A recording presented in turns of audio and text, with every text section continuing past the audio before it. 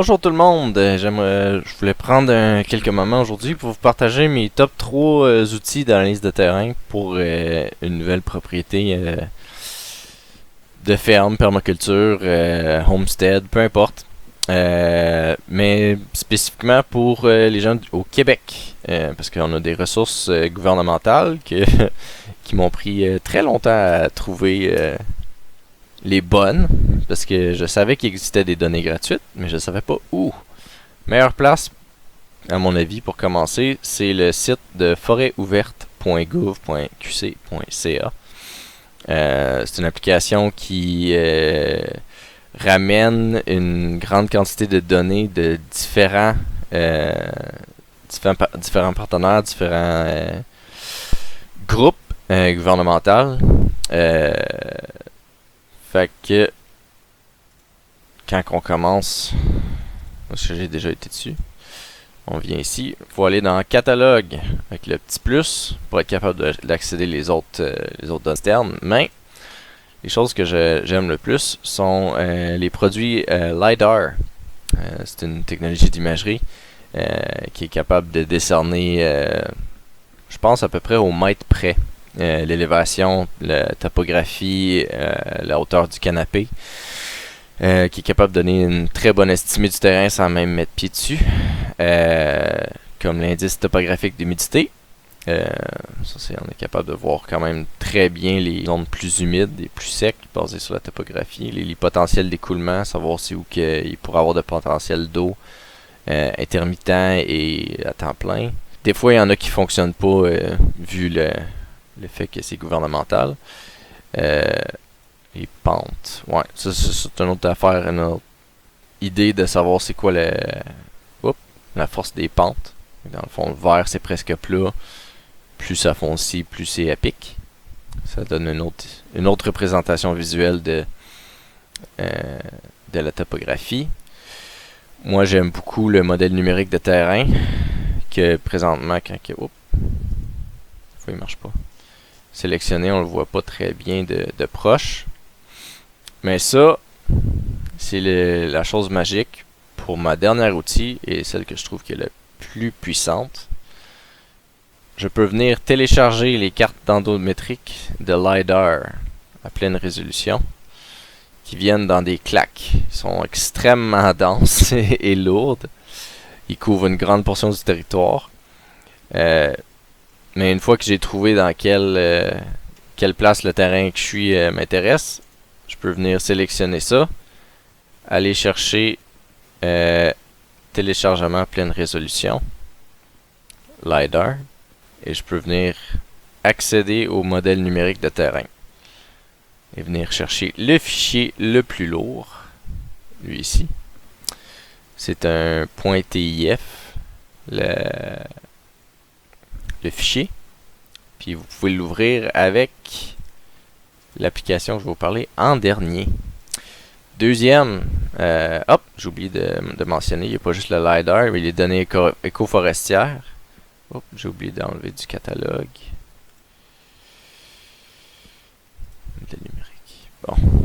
Données éco-forestières. Ce que j'aime vraiment, c'est...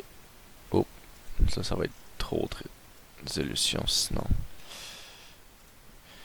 C'est le peuplement éco-forestier. Fait que s'il y a du boisé sur le terrain, vous pouvez venir voir plus rapproché, ça va ressembler à quoi?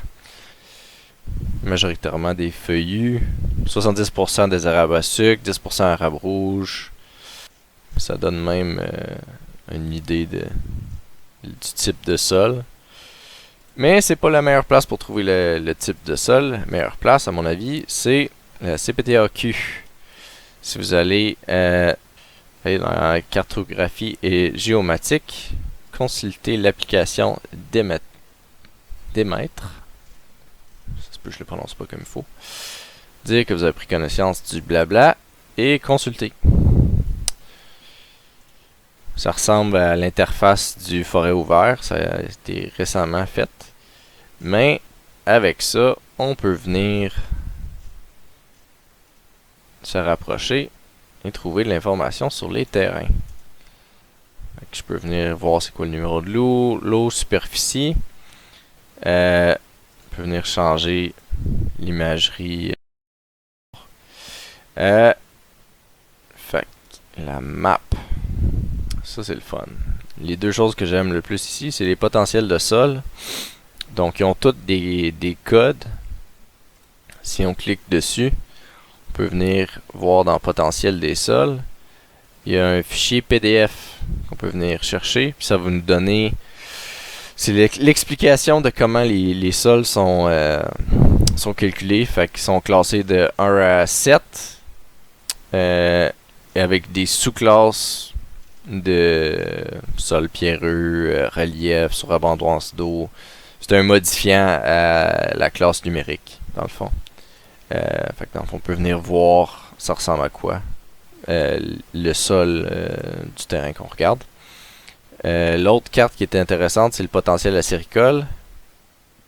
Si ça va... Ah, j'ai pas cliqué sur le bon. Voilà.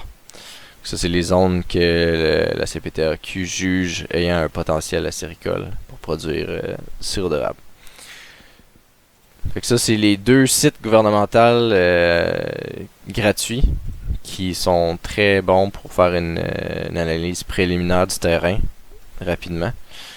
Pour aller plus en profondeur avec les données LiDAR et le téléchargement de la carte dendrométrique et le modèle numérique du terrain, venir chercher soit un logiciel gratuit comme QGIS, lui ici, il y en a un autre je crois qui s'appelle ArcGIS. Moi j'ai appris avec QGIS. Une fois que j'ai téléchargé mon modèle numérique de terrain, je peux venir dans le logiciel QGIS ici et je suis capable d'aller avec plusieurs choses différentes, extraire savoir d'où vient toute l'eau de mon terrain, comme lui j'avais fait avec les contours que je suis capable de générer moi-même, définition pas mal plus élevée que qu'est-ce qu'on trouve en ligne. Je suis capable de voir qu'il y aurait des potentiels de faire des dames, stockage d'eau, des lacs, des étangs.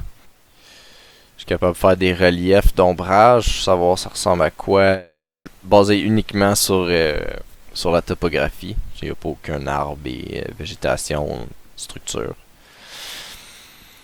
L'autre, c'est voir les pentes, encore plus détaillées. Fait qu'ici, ce qui était vert pâle est très presque plat. Fait que 0 à 4 degrés de pente, allant au rouge qui est plus que 30 degrés de pente. Puis ça, c'est toutes des choses que je suis capable de générer moi-même. Fait que si je veux savoir c'est quoi la pente entre 12 puis 14 degrés, ben je suis capable de savoir. Il est aussi possible, je sais pas si je l'avais fait sur cette analyse de terrain-là. Non, je pense pas que je l'avais fait sur cette analyse de terrain-là. Mais c'est aussi possible générer des maps visuelles pour voir les pentes à une face nord-sud, est-ouest. Fait qu'il y a beaucoup d'utilité avec ce logiciel-là. Ça prend un certain moment pour l'apprivoiser, mais moi, je suis pas professionnel, là, mettons. Fait que c'est ça. C'est mes top 3 outils pour faire une analyse de terrain en permaculture. J'espère que ça peut aider quelques-uns d'entre vous à trouver votre terrain pour avancer vos projets.